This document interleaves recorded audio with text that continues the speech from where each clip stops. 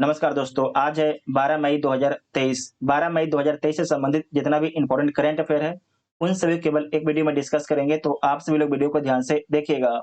इसका पीडीएफ या Telegram group join कर सकते हैं, जिसका लिंक आपको डिस्क्रिप्शन में दिया गया है। और लास्ट में आपसे एक सवाल पूछा जाता है, तो इसका भी जवाब आप सभी लोग कमेंट बॉक्स में दीजिएगा। तो आइए देखते हैं पहला क्वेश्चन। हाल ही में भारत ने किस देश को $1 बिलियन की क्रेडिट लाइन प्रदान किया है? तो किस देश को प्रदान किया है? तो श्रीलंका को प्रदान किया है, तो बी इसका राइट आंसर हो जाएगा। आप लोग जानिए कि क्रेडिट लाइन होता क्या है, इसके बारे में आप लोग ध्यान से समझिएगा। आपको एग्जाम्पल के माध्यम से समझाते हैं। यहाँ पर समझिएगा कि भारत जो है श्रीलंका को 100 करोड़ रुपए का, ठीक है, 100 करोड़ यहाँ पर रुपया मान लेते हैं, क्या देता है? क्रेडिट लाइन देता है।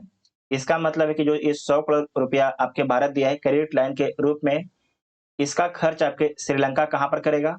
तो भारत से सामान खरीदने में करेगा। भारत से जो है सामान खरीदने में पूरा पूरा पैसा खर्च किया जाएगा। जबकि क्रेडिट लाइन दिया गया है, इस पैसे का इस्तेमाल किसी और देश से नहीं किया जा सकता है, ठीक है? तो यहाँ पर समझिएगा कि भारत जब 100 करोड़ आपके रुपए क्रेडिट लाइन के रूप में देता है श्रीलंका को, तो श्रीलंका के मानते हैं कोई भी वस्तु को जरूरत पड़ता है भारत से। अगर मान लीजिए वो भारत से तेल ही खरीदता है, कितने का तेल खरीदता है? हम मानते हैं कि तेल खरीदा है 50 करोड़ का, ठीक है? 50 करोड़ का आपके तेल खरीदा है। और कब खरीदा है? तो मान लेते हैं कि 12 मई को खरीदा है।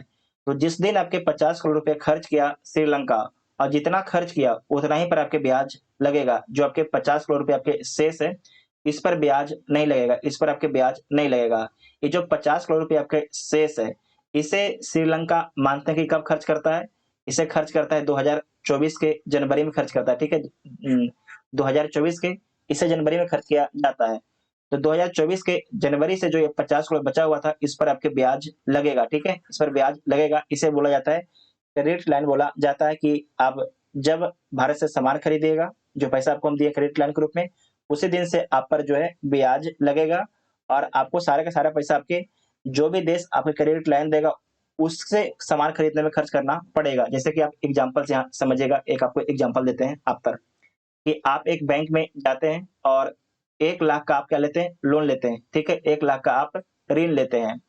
जैसे ही ये 1 लाख रुपया है, जो 1 लाख रुपया है आपके अकाउंट में आता है, तो आप पर 1 लाख का ब्याज लगना शुरू हो जाता है। आप पर 1 लाख का ब्याज लगना शुरू हो जाता है। लेकिन अब आपको समझाते हैं कि, तो आपको हो गया, आप सिंपल जो ब्याज जाके लीजिएगा बैंक में।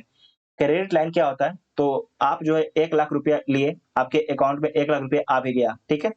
लेकिन आप पहली बार मात्र 50,000 निकालते हैं, तो आपको जो है केवल 50,000 पर ही ब्याज देना पड़ेगा। और जो आपके 50,000 शेष है, इस पर ब्याज देना नहीं पड़ेगा। जो आपका शेष 50,000 आपके अकाउंट में है, जिस दिन उसे निकालिएगा, तो उस दिन से उस पर आपके ब्याज शुरू होता है। तो उसे क्या बोलते हैं? क्रेडिट लाइन उसे बोला जाता है। तो बी इसका राइट आंसर हो जाएगा। ये आपके श्रीलंका है। श्रीलंका हिंद महासागर में स्थित एक द्वीपीय देश है। राजधानी श्री जयवर्धने कोट्टे है। राष्ट्रपति रानिल विक्रमसिंघे हैं। प्रधानमंत्री दिनेश गुणावर्धने हैं। संसद का नाम आपके पार्लियामेंट है। साथ ही आपको याद रखना है कि यहाँ पर देखिए, एक बंदरगाह दिख रहा होगा, हम्मन टोटा बंदरगाह। इसे किसके द्वारा बनाया गया था? तो इसे चीन के द्वारा बनाया गया था। और आपको याद रखना है, ये श्रीलंका में स्थित है। तो आपको तो पता चल ही रहा है कि श्रीलंका में है। लेकिन आपको याद रखना है कि श्रीलंका जो है, इसे 99 सालों के लिए जो है चीन को लीज पर दे दिया है। लीज पर क्यों दिया है? क्योंकि श्रीलंका जो कर्ज लिया था चीन से, उसका कर्ज का भुगतान नहीं कर पाया। उस कारण से जो है श्रीलंका ने 99 सालों के लिए आपके जो है ये जो बंदरगाह, हम्मन-टोटा बंदरगाह, उसे लीज पर दे दिया है चाइना को, ठीक है? ये भारत के लिए कंसर्निंग बात है। उसके बाद है कि हाल ही में Laureus sportsman of the year पुरस्कार 2023 किसके द्वारा जीता गया है? तो लियोनेल मेसी के द्वारा जीता गया है पुरुषों में, ठीक है? पुरुषों में आपके लियोनेल मेसी के द्वारा जीता गया है। इनका संबंध अर्जेंटीना से इनका संबंध है। और आपको याद रखना है कि जो लियोनेल मेसी हैं, ये आपके अर्जेंटीना फुटबॉल टीम के कैप्टन है। World sports women of the year award किसे मिला है? तो सैली एन फ्रेजर प्रिंस को मिला है। World team of the year award Argentina पुरुषों के फुटबॉल टीम को मिला है। World breakthrough of the year award Carlos Alcaraz को मिला है। World comeback of the year award Christian Eriksen को मिला है।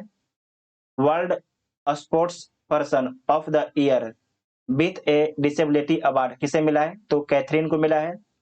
World action sports person of the year award Eileen Gu को मिला है। और आपको याद रखना है कि जो Laureus sportsman of the year पुरस्कार कहां पर दिया गया है?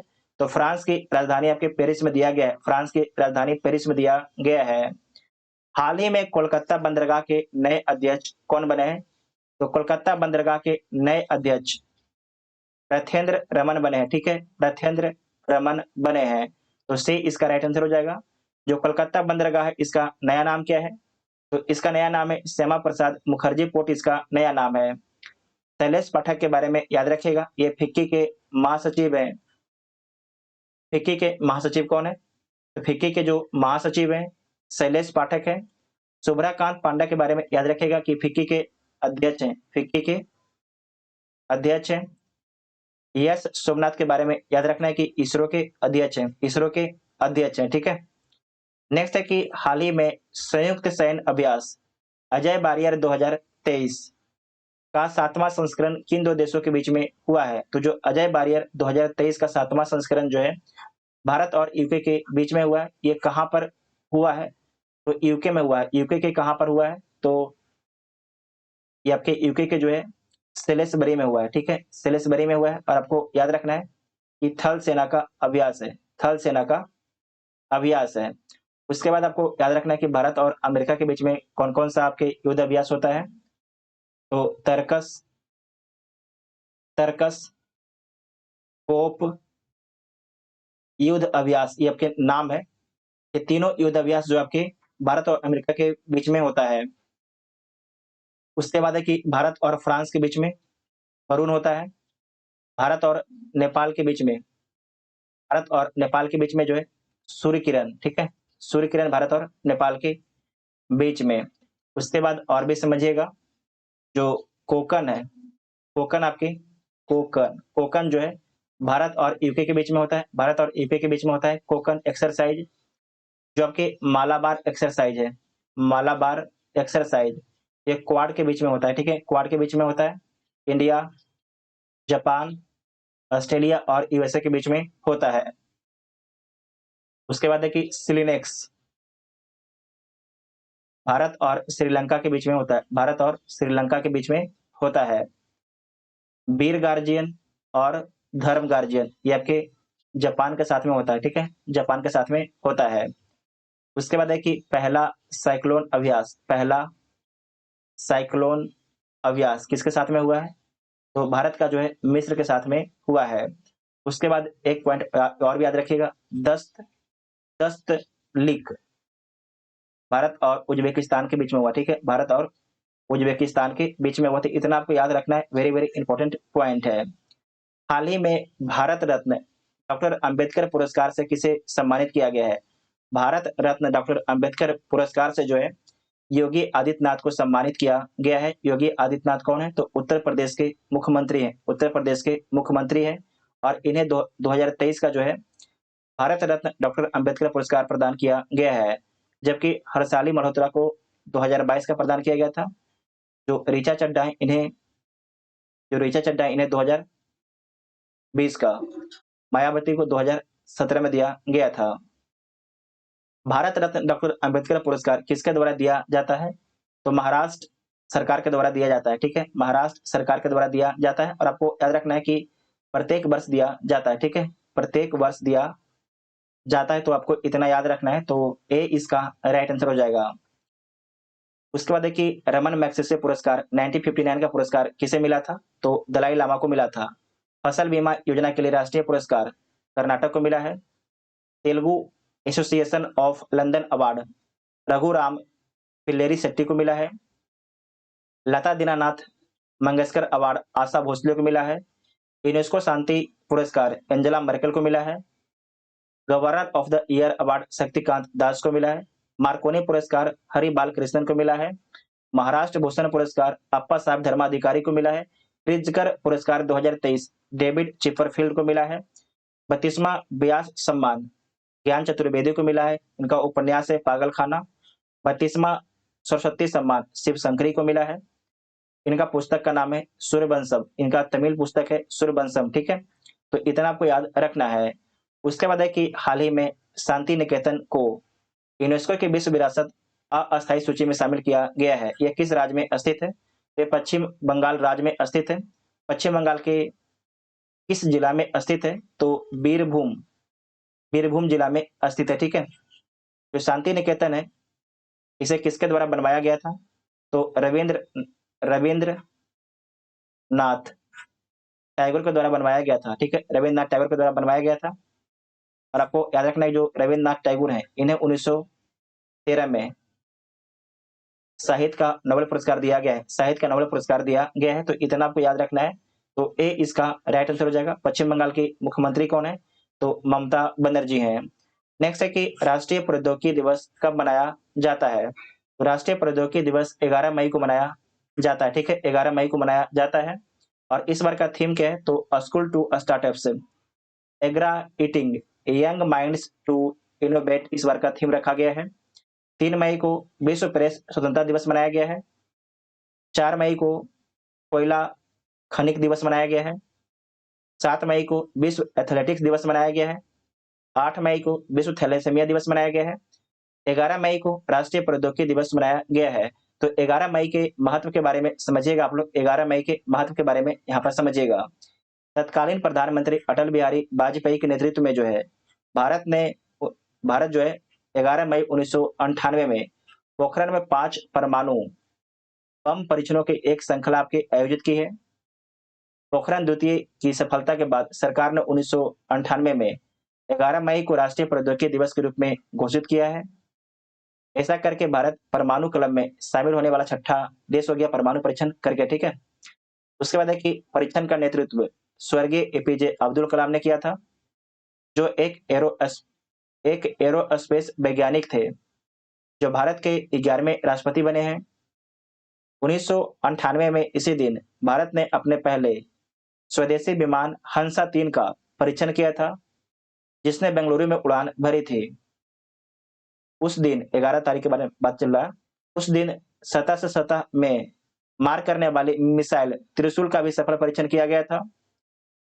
एक ही दिन में कई तकनीकी प्रगति के साथ भारत सरकार ने जो है 11 मई को राष्ट्रीय प्रौद्योगिकी दिवस के रूप में मनाने की घोषणा की है। पहला परमाणु परीक्षण कब किया गया था? तो मई 1974 में किया गया था। यह दिन पहली बार आधिकारिक तौर पर 11 मई 1999 को मनाया गया है, जबकि राष्ट्रीय प्रौद्योगिकी दिवस से पहली बार कब मनाया गया? तो 11 मई 1999 को मनाया गया है। दिन का महत्व के बारे में और भी देखिए, यह लोगों को देश की वैज्ञानिक उपलब्धियों की याद दिलाता है। यह उन सभी को सम्मानित करने का दिन है जिन्होंने विज्ञान की उन्नति में योगदान दिया। यह उन सभी लोगों की कड़ी मेहनत और प्रयासों का सम्मान करता है जिन्होंने हमारे देश की तकनीकी प्रगति में आपके योगदान दिया है।